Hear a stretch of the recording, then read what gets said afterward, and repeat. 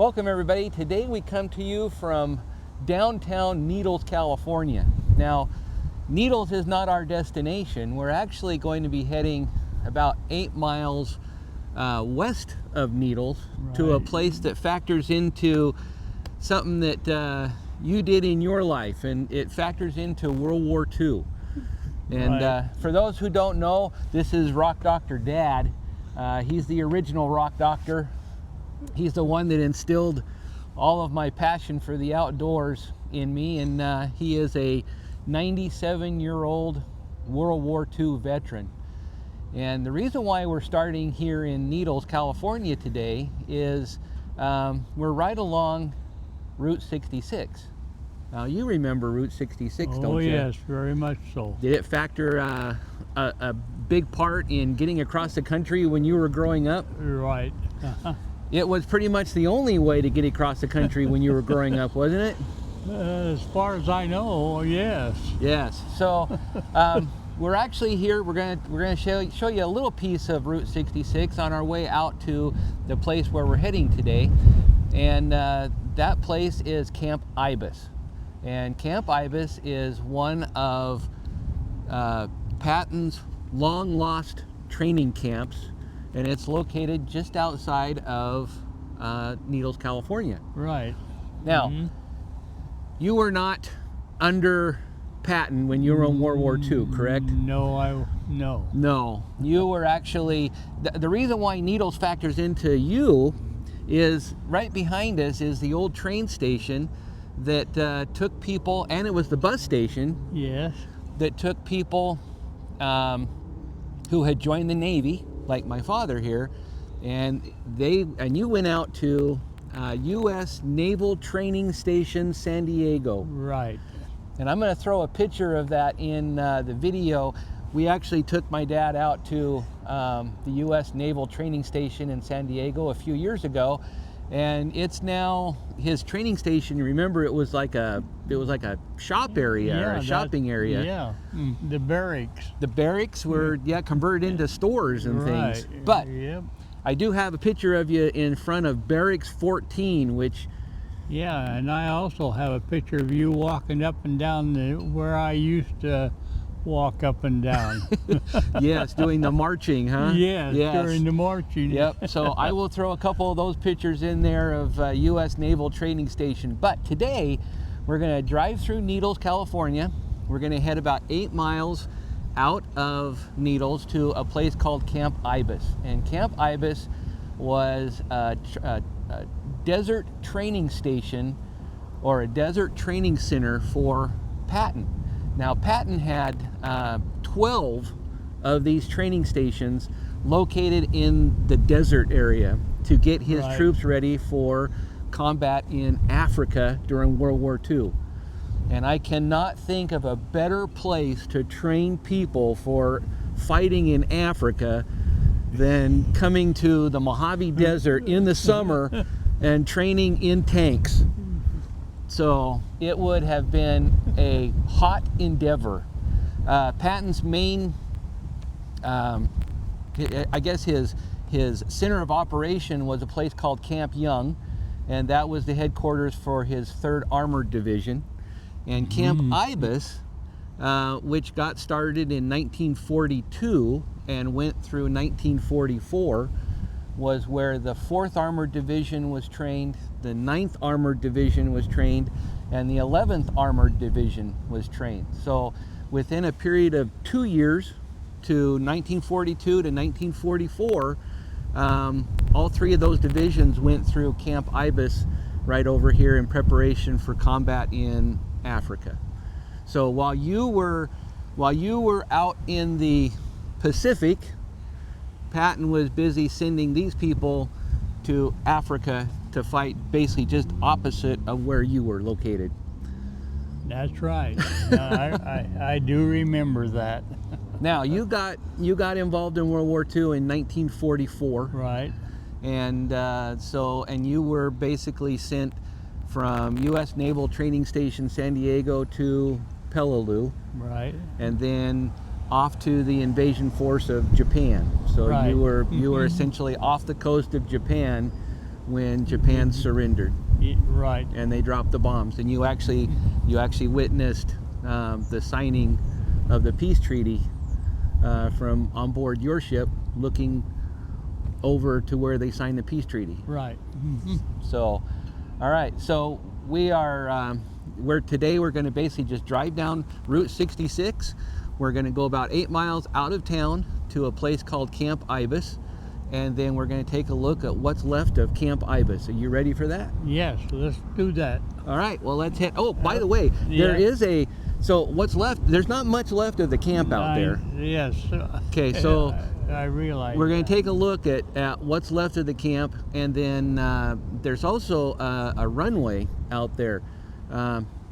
Patton had actually put in a number of runways to supply his 12 camps. And actually doing my research onto this project, he actually located his camps near a water source, a railway source, which is what's right behind us, and a road source, so he could supply all of these camps. And the road happened to be Route 66.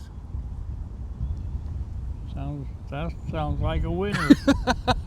So let's take a look down Route 66. Let's head out to Camp Ibis and take a look at what is left out there. And like I said, it's not much. In fact, if you didn't know where it was located, it truly is one of Patton's lost training camps. Yes, it is. All right, so let's go and take a look at Camp Ibis. Okay, let's do that. All right, join us down the road. Needles, California was established in 1883 right along the banks of the Colorado River as a railroad town for the newly constructed Atchison, Topeka, and Santa Fe Railroad that came through this area. Now, long before the town was established, this is actually the ancestral homeland of the Mojave tribe, who have been in the area for thousands of years. Now, Needles gets its name from a group of rocks, rock formation, that is located halfway between Needles, California, and Lake Havasu City, Arizona. And it's a very prominent feature that sticks up on the horizon, and it forms needle-like spires that you can see for miles, hence the name Needles, California. The Needle Station was built in 1908 and named El Garces after Francisco Garces, a Spanish missionary who surveyed the area in the 1700s. It opened on April 3, 1908 with a construction cost of $250,000. It was built of concrete to moderate the daytime heat and nighttime chill of the desert. The ground floor included a lobby, dining room, lunchroom, kitchen, laundry, and various facilities. The second story accommodated 64 hotel rooms. During World War II, the facilities at the station were used to feed soldiers on the troop trains as they passed through Needles. While war training exercises were being conducted in the nearby divisional camps of the Desert Training Center, General Patton would frequent the hotel. After World War II ended, a surge in automobile and airline travel replaced long-distance train travel. As a result, El Garces was closed in 1949. The building was added to the National Register of Historic Places in 2002. Camp Ibis was one of 12 divisional tent camps of the U.S. Army Desert Training Center to advance desert tank warfare and to train troops for desert combat. The camp is located about 15 miles northwest of Needles, California, off Highway 95, north of Interstate 40 and Old Route 66. It was named after the Ibis Railroad sighting in the Paiute Valley. We're just about to the railroad sighting now. This represents the southern border of the camp that ran for nearly 2 miles north to south. It was designated a California Historic Landmark in 1987. Here we are at the Ibis train sighting location. We're actually not, we're right next to Camp Ibis, and what we've done is we've come across an old trash area that I am certain had to date back to when Camp Ibis was located here. These cans have been around for a long time. They are not modern, sealed. In fact, this little can right here, you can see the top was punctured, and it is not a can where modern manufacturing has actually taken place like what we have today. So this can definitely from the 1940s. Here's an old, looks like a hacksaw blade that's just laying here. Probably an old herring container with still the key. For those out there who remember opening up the fish cans with the key and you had to roll it back, and this is what you had left was the key with the rolled up piece of tin afterwards. That's here. Here's an old tobacco can. The labels have all since faded. Here's an old tobacco can. Also probably one that is most fascinating, there is one here that still has a label that is really faded. I can't make out, it does say beer on it, but the top has been opened the old-fashioned way before we actually had the little pop tops and pull tabs that were in my youth. Here you go, here is an old-fashioned can opener that opened this can of beer. So I'm going to leave all these cans here. These are all artifacts from Camp Ibis days. So here they are. Here's another one that was actually opened, and the contents basically just pried out once they opened up the can lid as best they could. So these are actually laying all over the place here, along with a piece of concrete that can't really identify what it is. But like I said, we're right on the outskirts of the camp, and so I am assuming that this probably was one of probably many trash locations in Camp Ibis since it was in existence from 1942 to 1944. I'm sure that they probably did not carry everything out back in those days. So we may have found what's left of one of the little trash locations. These look like old barrel or box straps with an assortment of old food cans scattered about, and their preferred beverage of choice. Just look how this can lid was mangled to get at the contents. It must have been some pretty good tasting whatever to open the can in that fashion. There were manual can openers in the 1940s. Just saying.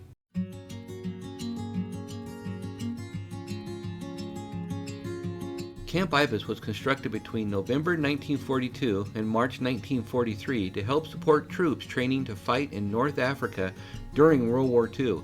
It was designed as an armored divisional training camp and was occupied by the 4th Armored Division from November to June 1943, the 9th Armored Division from July to October 1943, and the 11th Armored Division from October to March 1944. The headquarters for the Desert Training Center was Camp Young, near present-day Indio, California, where General Patton's 3rd Armored Division was stationed. Camp Ibis had 24 live-fire training ranges for machine gun, tank, and grenade exercises. Warning signs are still present on site due to unexploded ordnance. Facilities at Camp Ibis included thousands of 6-man tents, 42 shower buildings, 173 latrines, and 234 wooden tent frames. Water was supplied to the camp by 2 deep wells and stored in a 50,000-gallon elevated tank and a 500,000-gallon concrete reservoir.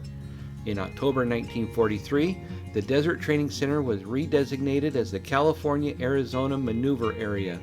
The camp was officially closed in March of 1944.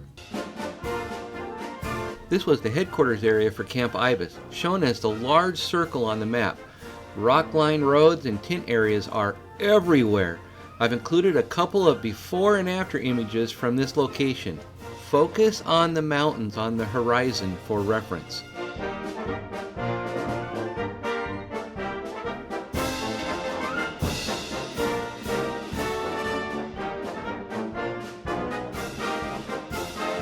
Get the drone up on this area here. This looks like it's coming over to the circle where potentially the flag may have been flying. But like I said, we're going to take a look at it with the drone and maybe get a picture with the drone and see what this looks like. in comparison to all the other areas out here. But here is the round circle right in the middle of the much larger round circle.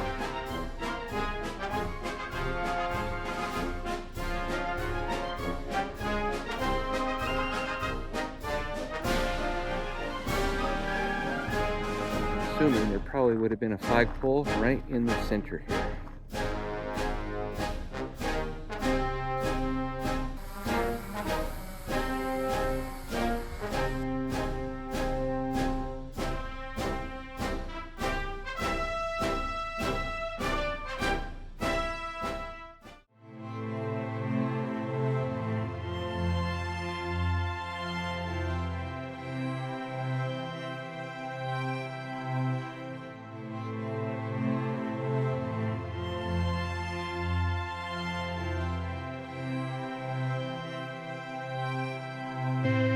There are an abundance of rock outlines in this area, some marking roads, some marking tent areas, and some marking a few surprises as well, like this star made from white quartz. Whole collection of assorted trinkets, looks like mostly nails that people have picked up and placed in front of the stars that are left out here as probably the central command area for Camp Ibis. So apparently, as people have been out wandering around, they pick up the metal and they place it in these little collection areas.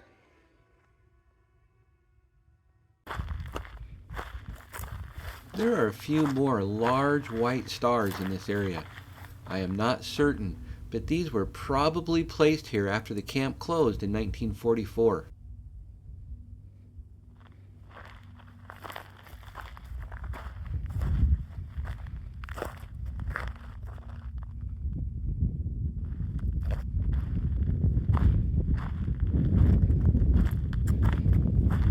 Let us know in the comments if these would have been here during normal camp operations, or were they placed here after the camp closed to mark the former headquarters location.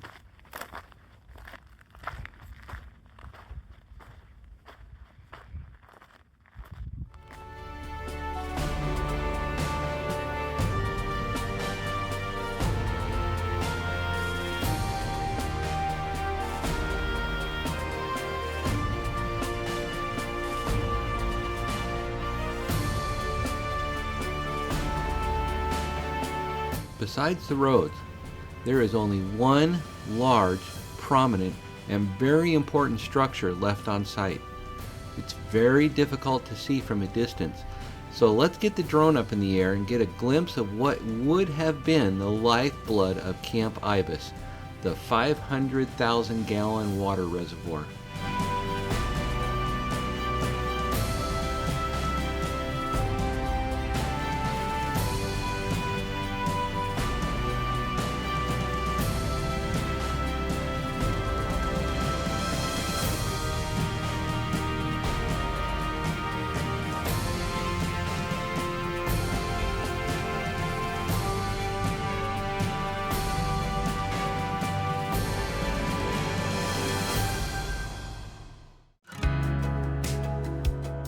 This was the spillway location for the reservoir in case the reservoir got too full. It may have also been used as the backup ramp for the truck supplying the water to the camp. I have to say, the concrete is in amazing shape for being over 80 years old. The reservoir is 10 feet deep and held 500,000 gallons of water. The trench at the bottom was probably a silt trap, but comments are always appreciated if this is not accurate.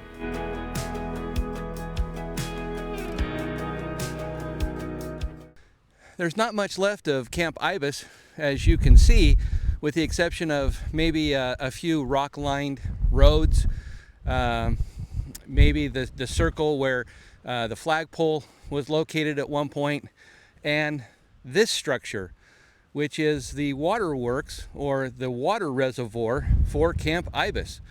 It literally sits out in the middle of the desert. It is constructed of concrete and would have been kept full I'm certain, probably at all times, considering the temperatures that the Mojave Desert can reach, especially in the summer. So as you can see by me being down here, this is quite the large structure. Water would have been trucked in and this would have been filled up. There's a reason why the mountains in the background are called the Dead Mountain Wilderness area. There's not a lot of moisture out here in the Mojave Desert, and so this type of structure would have been vital, especially when you're occupying an area from 1942 to 1944. Water would have been essential in all of the training exercises. So this is essentially the one large remaining structure of Camp Ibis, and it's the old water reservoir for Camp Ibis. Around the old water reservoir, traces of the old barbed wire fence can still be found.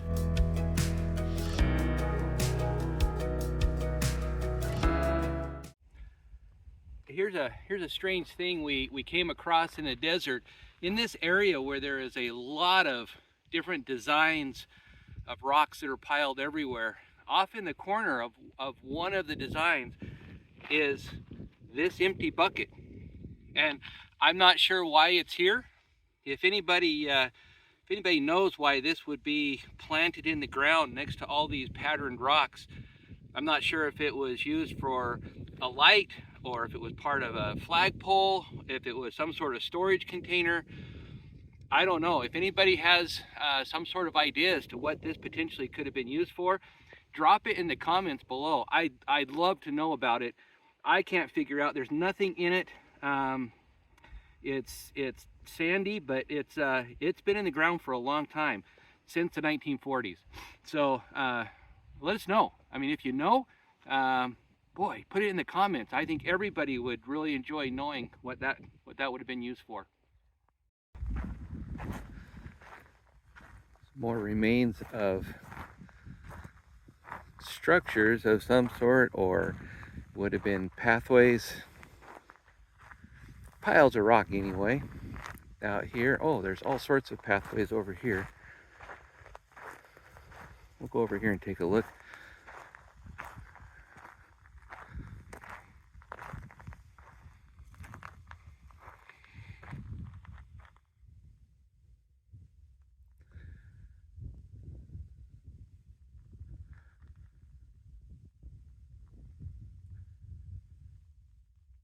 Pathways all lead to a little central area. Probably would have been a flagpole location, but that's just a guess on my part.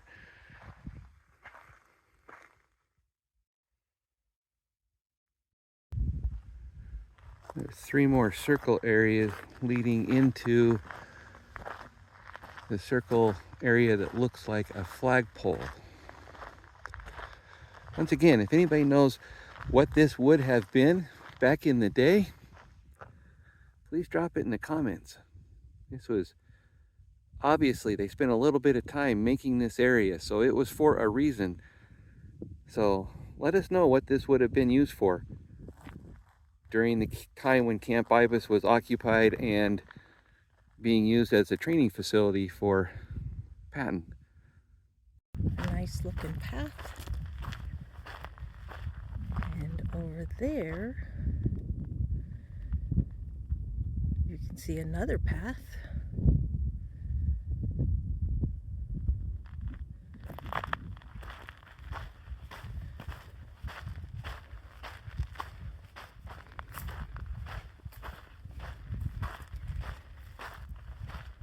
Coming back upon some more outlines of things.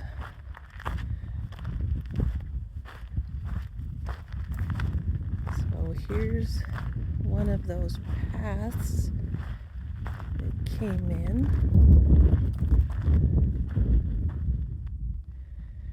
Maybe some decoration.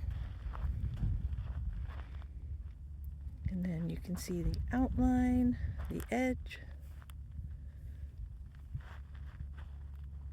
some more shapes.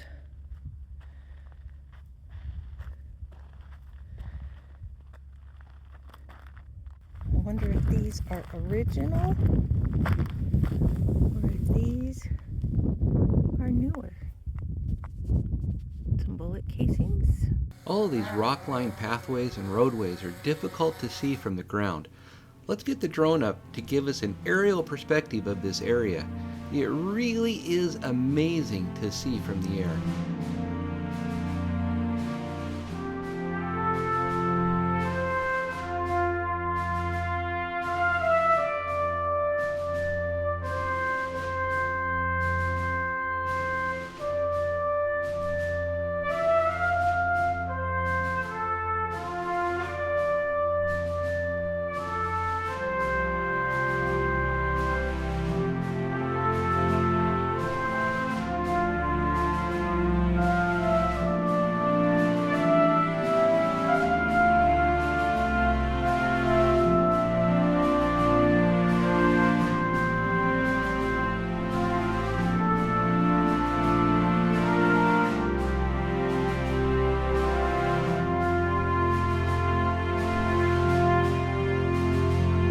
We're on our way to check out what's left of the old airstrip located just west of the main camp.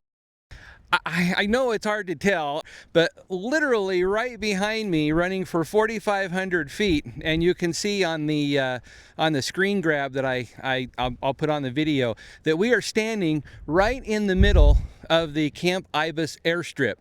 Now, the Camp Ibis airstrip was 4,500 feet long.